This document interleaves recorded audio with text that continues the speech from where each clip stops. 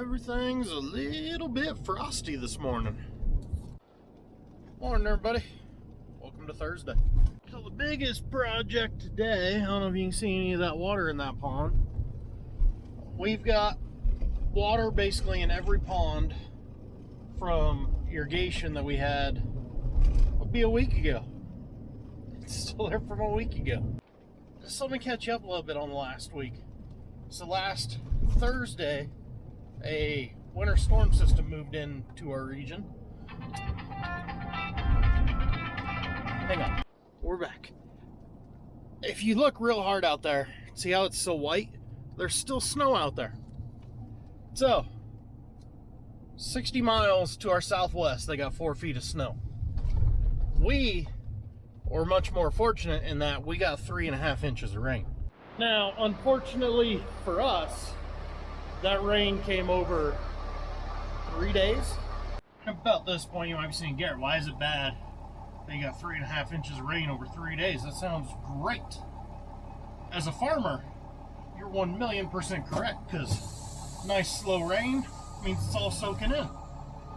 As a cattle producer, that's where things get tricky. If you don't know, cattle don't want to lay down and rest when it's raining. Would you want to lay down in water when it's still raining? Now, we were doing everything we could for them, putting down corn stalks every day, trying to keep them comfortable, but just they get soggy right away, and the cattle don't want to lay down. So what they'll do is stay standing until they are so exhausted they have to lay down. And the ones that were sick before the storm happened have trouble ever getting back up, unfortunately. And we went into this storm with a lot of sick cattle. You got to remember, we've had a very rough fall around here. Our temperatures, we still keep having these massive swings. We've been having days where it'll get in the low 70s and then at night down to like 30.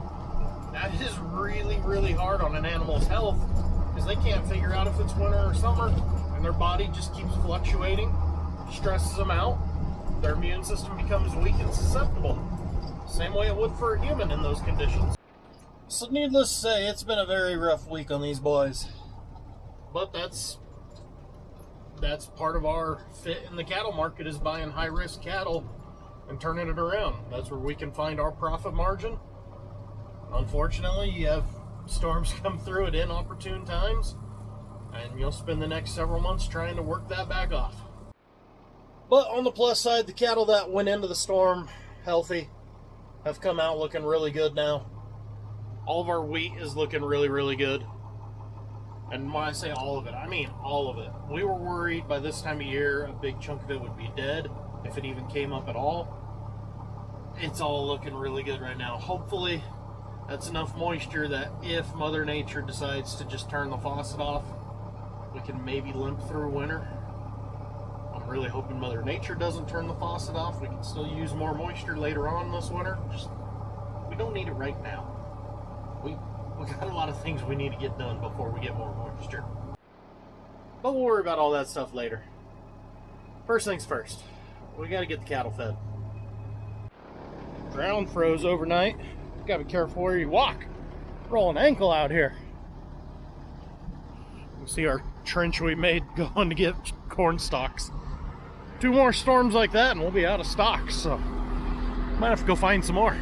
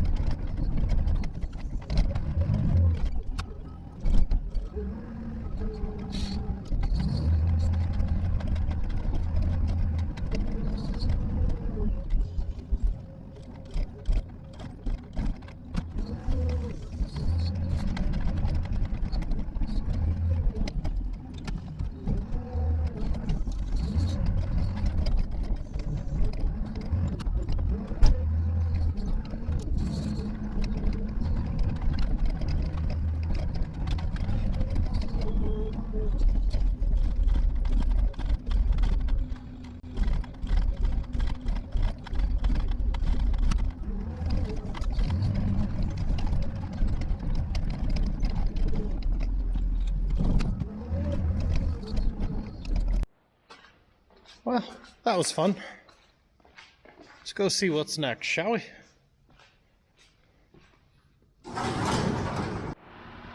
Okay, let's see if we can't get some ponds drained. We got 2 days of nice weather before another cold front this weekend.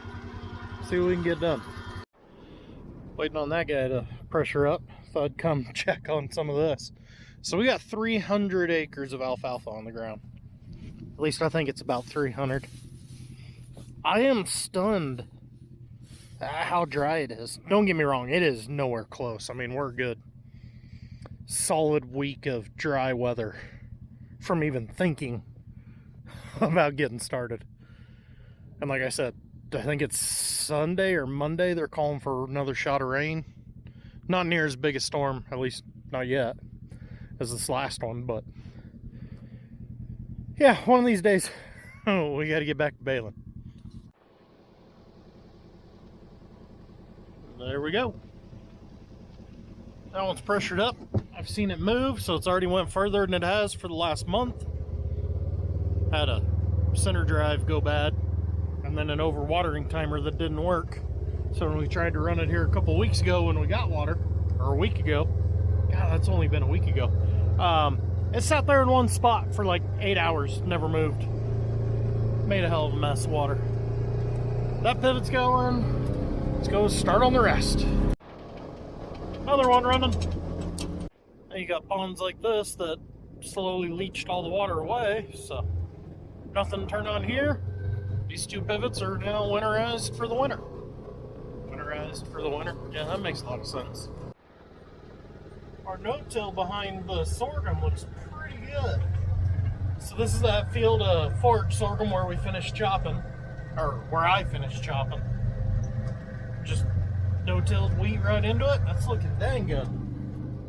Pond just doesn't have enough to mess with. That only run for a couple hours, so no point in firing it up for that. Not turning on near as many as I thought I would. These ponds have lost a lot over the last week.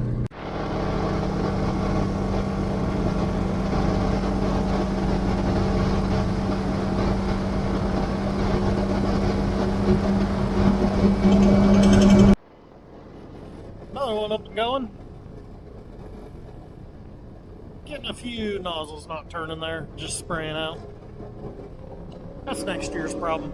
Waiting on another pivot to fire up. I thought I'd come check a little better, hey? This is insane. This top edge has a hell of a crunch. You flip under. It's nasty. If we avoid this weekend's rain, a week from now, we might be able to start raking. Oh, that'd be nice. Okay, got all the pivots we're gonna get running going. I think this is number 5. Yeah. Everything else doesn't have enough water to mess with, so back to the shop.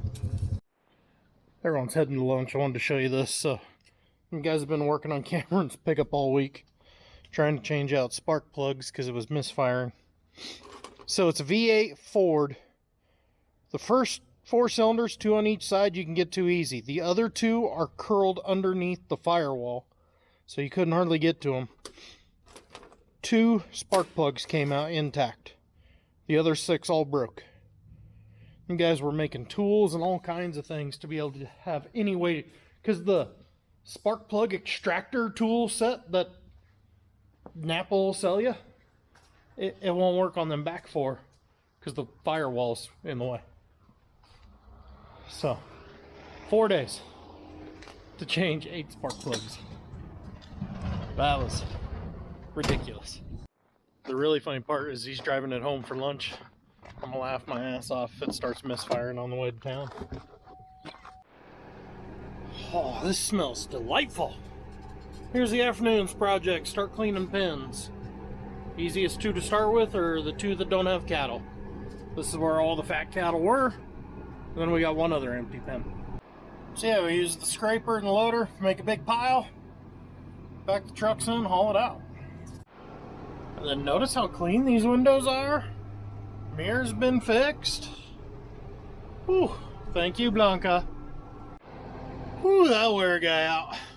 Tromping around in that soup in your muck boots, Trying to get those 5 fat cows to go over in that pen. Oh. Alright, let's go back to cleaning. Oh, now the fun part. Pivots are all turned off, but temps are supposed to get down into the mid to low 20s. So I gotta go pull the drain valves. Fields are too muddy for my heavy ass pickup. So we take this fun-filled adventure. Let's go freeze for a little bit, shall we?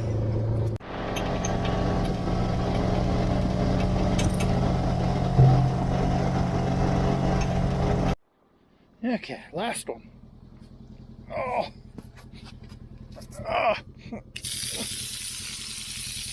Bingo. So we do that, drain all the water out of this pipeline, because PVC pipe and ice, guess what's going to win between PVC pipe and ice? Ice, that's right. Way to pay attention in basic science. Yes, I got the sunglasses down because it's still keeping the wind off my eyes, but I can look over the top of them and see. I even cleaned a spot in the windshield. Heck of a sunset. Guys, I gotta get home, go take a shower, and get over to my kids' school. It's the night of the annual chili supper fundraiser. I'll catch you in the next one.